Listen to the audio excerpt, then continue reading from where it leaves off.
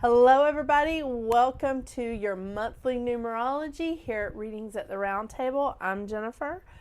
I've got the gangs all here today. Mouse, Mercury, Yasmin. It's awesome. It's an awesome time. Before I forget and before I get into, some of the astrology of everything that's going down in May, I want to remind you that I will be reading from 2 card decks for advice cards for numerology. One is the Goddess Guidance Oracle deck, and the other one is Moonology Oracle cards by Yasmin Boland. Fantastic cards. These are so awesome that I actually read from the book. They're so good. Yeah. So, let's get into May. Are you ready for this? Let me tell you, it's been an interesting April for me personally, but I'm just putting my office back together so that I can record this video after taking it completely apart because my husband was putting up light fixtures and a ceiling fan, which is fantastic, but still can't put up the light fixtures. That's a long story. But everything is not completely put back together because after I took everything apart, I was like, I think I really want to rearrange this. I am not currently my husband's favorite person. But that's okay, right? It's just, there was some things that I just wanted to change up.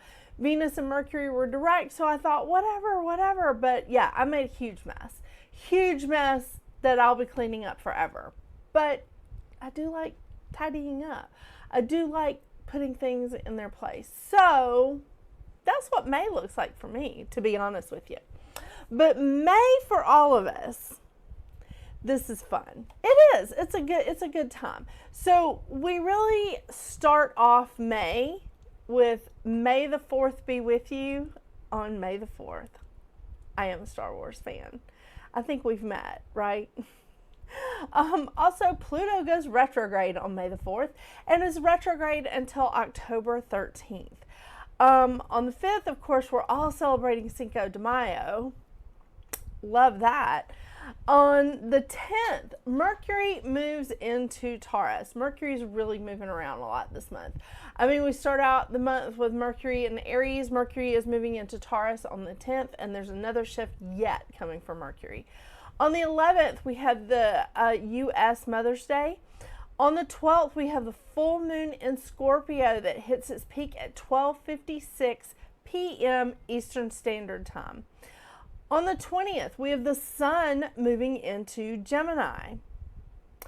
On the 24th, we have Saturn moving into Aries. And really, we're seeing a lot more of the party is in Aries during this period of time. For the past couple of months, the party has definitely been in Pisces, but now we're seeing everything shift over to Aries. Oh, yeah. On the 25th, here's Mercury's next shift. Mercury moves into Gemini on the 25th. On the 26th, we have a new moon in Gemini that hits its peak at 11:02 p.m. Eastern Standard Time. It's also Memorial Day in the U.S. Yeah. So again, just loving this. Loving that the party has moved from Pisces to Aries. Let's keep things going, keep things up, right? So we end the month with 4 planets in fire, 4 planets, including the sun, in air, 2 planets, well, that's including South Node, which is technically not a planet, in Earth, and only North Node in water. So we've got North Node in Pisces, we've got South Node in Virgo, and Uranus in Taurus. So there's your Earth and water. In air, we have Aquarius, Aquarius is hosting Pluto, which is retrograde. And then we have Jupiter, Mercury, and the sun in Gemini. For our fire people, we have Mars in Leo, and we have Saturn, Neptune, and Venus in Aries. So Saturn's going to be in Aries for a couple of years, and Neptune's going to be there for the next 14. Well, okay, these guys are going to retrograde back into Pisces for a minute, but they are going to be Aries is going to be their home. They're just going to step back, check out Pisces for another minute before they keep going forwards.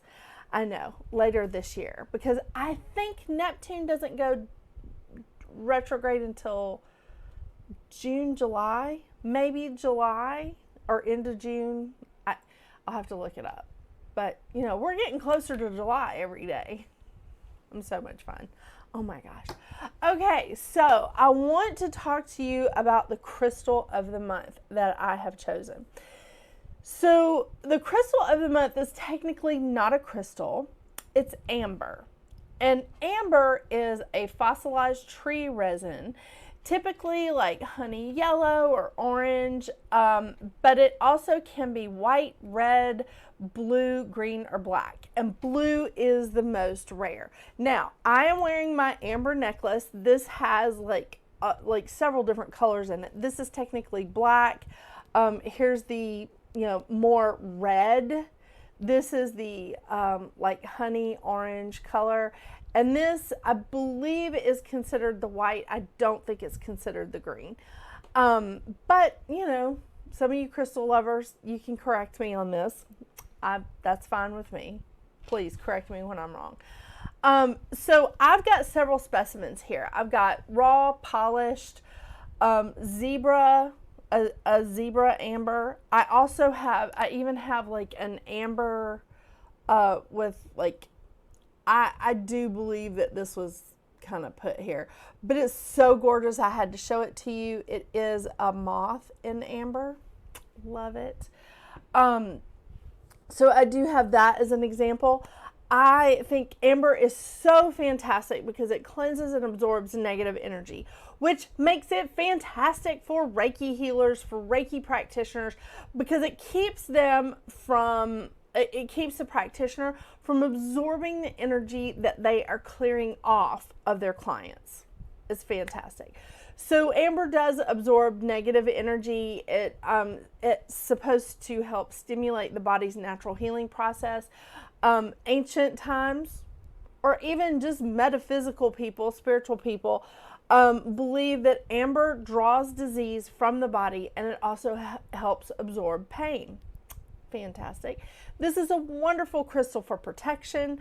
It is associated with the solar plexus chakra, which is my favorite. But it can also work with the sacral. So, I mean, think about the sacral chakra as more like the orange color, and the solar plexus is that vibrant, bright yellow. And I definitely 100%. I use this for solar plexus work because solar plexus chakra is my favorite, but it also works well with the sacral chakra. And confidence. It symbolizes promises, wisdom, courage, purity. It awakens joy, energy, and motivation. It assists with depression and grief and seasonal affective disorder. Yeah, so it's fantastic. It has been used as an ancient manifestation tool. I'm going to say this right. An ancient manifestation tool to help you obtain your goals when you are really using it like intentionally. When you're really focused on it and you're using it intentionally and working with this stone. Stone, resin, crystal, you know what I'm trying to say.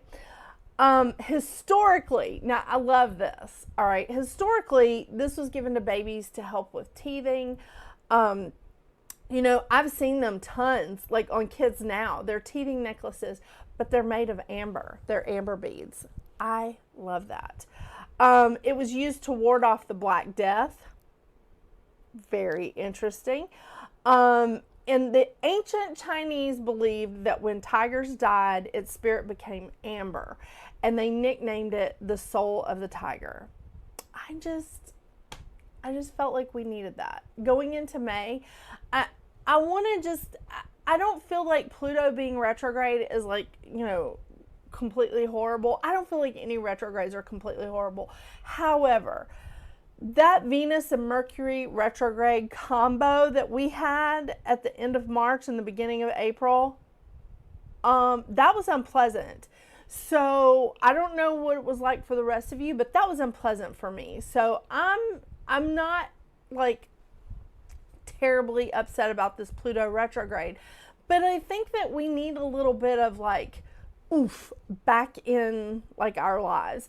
I feel like this is a good time because we've got a lot of fire energy where we haven't had in a while. Like a lot of stuff has been in water for the past few months. And now we're moving into May where we have all of this energy in fire. And I think this is going to be great to sort of stimulate us, like help us just like jump in and move ahead. You still need to stop and think, okay? You still need to stop and think before you act. But this is a wonderful crystal, like to help us with our courage and our self-confidence. Because again, my favorite chakra, the solar plexus chakra, is personal power, inner strength, and intuition. That's a synopsis. That's not all of it, but that's the synopsis of it. And I think that using this stone to really help us with our solar plexus chakra, what is wrong with me today, is like wonderful. And it's a great crystal for us to take into May with us. Yeah, into this into this month of change. Let's do it. Are you ready? Are you ready for this? Okay, as I'm sitting here telling you all this stuff about this wonderful, like fossilized tree resin, I haven't actually shown it to you yet. So let me get my notes out of the way, and so that I can show you exactly what this lovely, lovely stone looks like. Okay, lots of different ones here, okay? So first, these are the raw ones that I have. Quite lovely. I do like them. They're so lovely. And then when you break, and I did actually break one. When you break the raw ones, you can still see that on the inside, it's polished. See? Like it's really polished on the inside. By the way, these are very, very lightweight. Very lightweight. Because I thought this necklace was fake for like, I don't know, the first few months I had it. And I said something about it being fake until the man that my mom had gotten it from, that she had bought it from, and he was like, that's not fake. And I was like, oh my gosh. Yeah, just gorgeous. Okay, so here's some that's like more polished. And I have to give a shout out to this lovely, lovely lady at Heart, Soul, and Art here in Georgia. It's actually in Marietta. It's a metaphysical store not far from me. And this girl, her name was Jennifer. She helped me to pick these stones out. She was quite helpful. She was awesome. So these are the polished ones.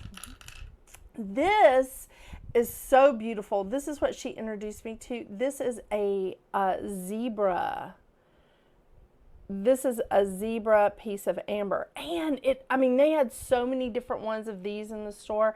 It was so lovely. I was like, I'm going to have to get some of those for my booth. That was awesome. Here's some of my my pieces that I'm actually getting ready to do a little project with. So isn't that a gorgeous piece of amber? So they really do come in like all shapes and sizes and like colors. This is a fantastic example of it.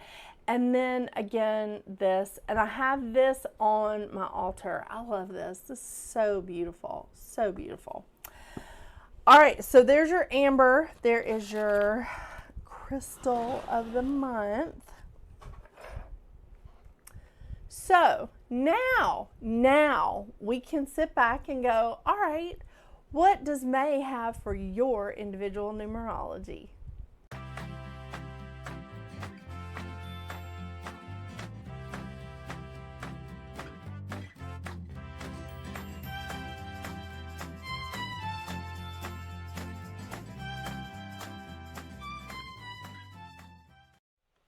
Hello, Life Path 8. Well, here we are embarking on May. And I think that this is going to be a very interesting month for you. Yeah, May. Because you're all about abundance. I mean, that's really what you're about. And I tell everybody all the time, when you turn the 8 over on its side, it is the infinity symbol, right? Well, for this month, this is a month of manifesting. Well, that's not all, but this is a 22-4 month for you. And when you're looking at the 4 vibration, that's manifesting, because manifesting is a lot of hard work. It is. I mean, it's like just putting your oar in the water and wishing for the best and just saying, I really want this, I really want this, but rowing as hard as you can. And that's where you're at. And I feel like this is a good month for it though. I feel like you're ready to go. I do. So the mantra of the 4 is, I am a builder, confident and steadfast, seeking order and accomplishment. And that is exactly what that vibration of the 4 is wanting. It's hard work. It's a time to build. And it's not just building like stuff, it's building relationships too. So we're looking at building businesses, relationships, friendships, family, like connections in the community. It's a lot. It's a lot of different things that 4 governs the sort of structure of. The vibration of 4 governs the structure of. This is an excellent time to remove clutter from your life, to get everything organized, to line everything up and put everything in order. But you do need to be patient with it. You need to be patient with yourself, and you need to be patient with how long it takes everything to build in this month. It's not going to happen instantaneously. We're not going to go to May 1st and be like, all right, I want to have everything built by tomorrow, May 2nd. Let's go. Not what we're looking for. So don't expect to enter May and then by Cinco de Mayo just go, I've got it. We've got the structure all ready to go. The 4 vibration is very practical. It's very industrious. It's very grounded energy. That's why it's such a good manifester, because people that are good manifestors understand that there's a lot of work behind manifesting. I tell people all the time and on these videos every month that manifesting is not sitting on your ass, drinking a Coors, watching the Love Boat. That is not what manifesting is. Manifesting is action. It is action. Law of attraction is like putting your mind into it and like thinking about it and aligning yourself with the right like thought processes and the right vibration. But 4 is actually action. It's putting sweat equity into it. Yeah. So, the lesson of the 4 is taking one step after another with patience and open-mindedness, because some of the shadow sides of the 4 is overwork can cause stress. Closing your mind to new or different ideas is just cancer. And I know that sounds like really harsh, but closing your mind to new or different ideas is not going to get you anywhere. It's not going to help you grow and flourish. So watch that this month. I mean, you may feel some of that energy like leaking into your own. And a lot of times 4s, and I am a 22-4, 4s can be argumentative, get too serious, lack that imagination when they start closing their minds off to those new ideas. Okay, so let's look at the 22 vibration, okay? The mantra of the 22 is, I ignite the torch of discovery and healing within my world. This is, the 22 carries the foundation of the 4 as well, but it's a little more. So this is a spiritual master. This is a healer. This is the vibration that you see in counselors or arbitrators, environmentalists.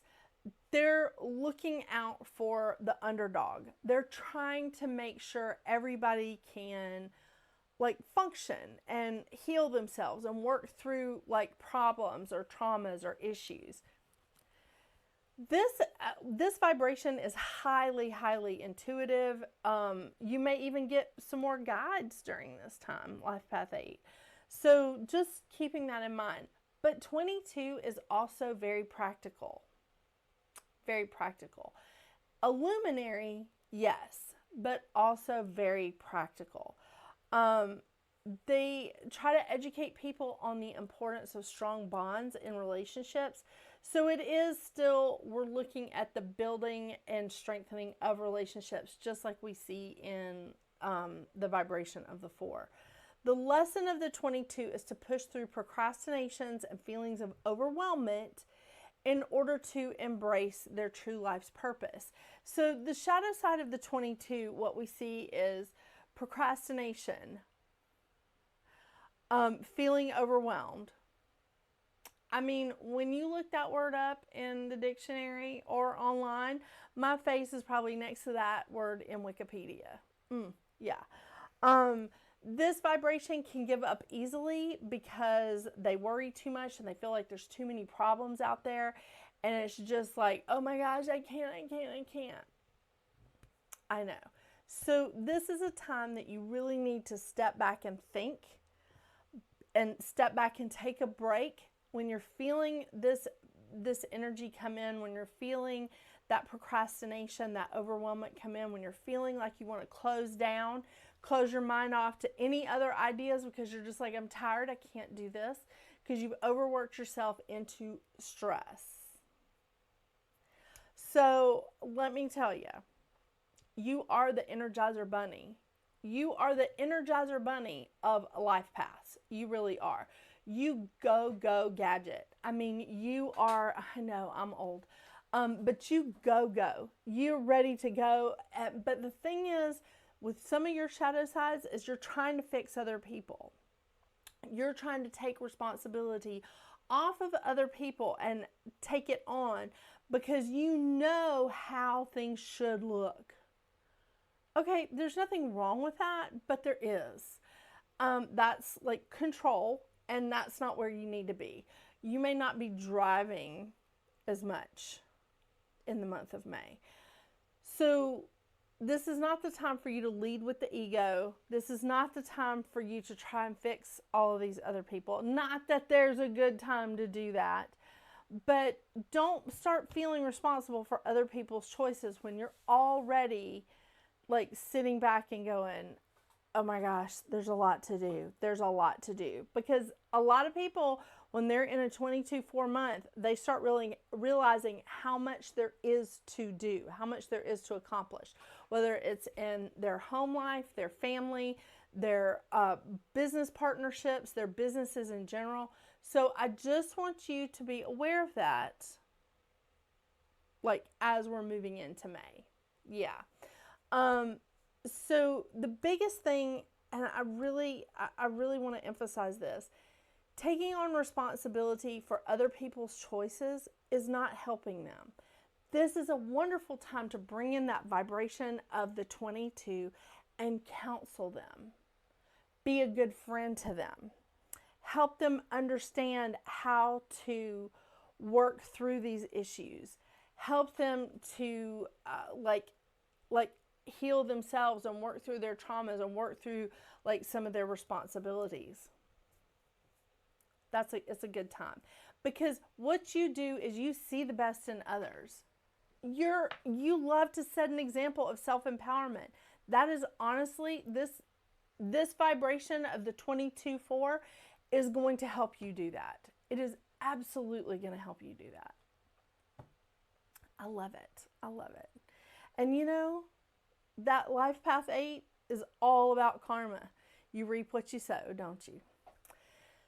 The mantra of the 8, I'll just remind you, is I embrace the power within me while honoring the divinity in others. That is so perfect for the 22 vibration. It really is. I love it. I love it. So it can be a good month. It can. I mean, every month can be a great month, right? But I think this lines up with you so well. I really do. I mean, It really does. It just feels good. It feels like it's lining up with you really well. I like it. I like it. Okay, let's see what kind of advice cards we get for you.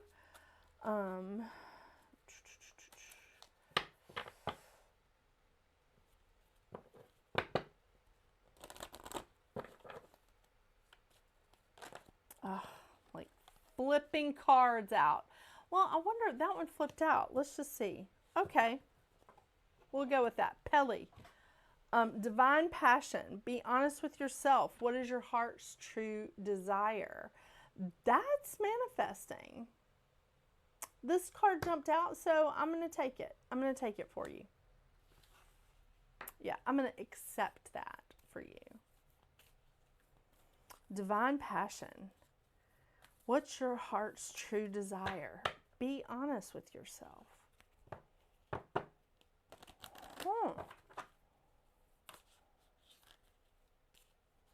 What do you want to do, Life Path 8? Is it time to take it to the next level?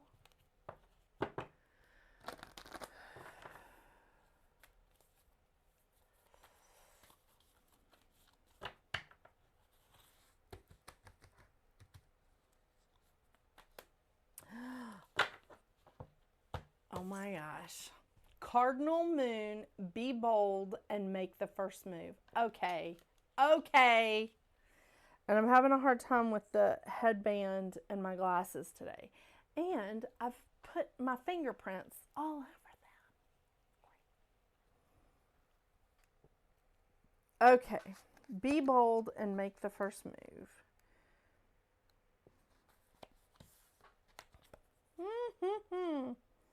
Okay, now is the time to be bold, bossy even.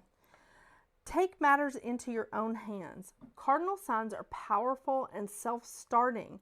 They're determined and great at organizing. Oh my gosh, this is a month of organization for you. It really is.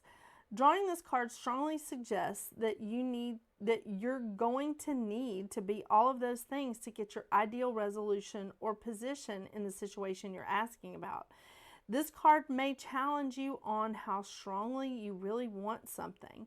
If you're worrying about a situation, it is a suggestion to be less passive. Instead, take an assertive stance as you steer events where you want them to go. Speak up for what you want. If you're serious about sorting things out, you may need to take the lead in some way, to step up as a leader. I am taking charge of my destiny.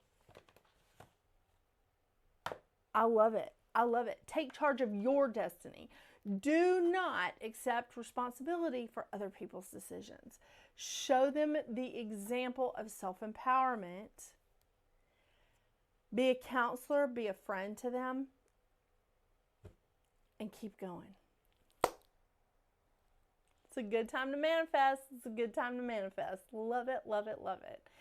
Thank you so much for joining me today, Life Path 8. I hope you have a wonderful, wonderful month of May, a merry month of May. Don't forget to check out my live shows on Tuesday night at 9 p.m. Eastern Standard Time. And until we see each other again, get out there and make your magic. Bye.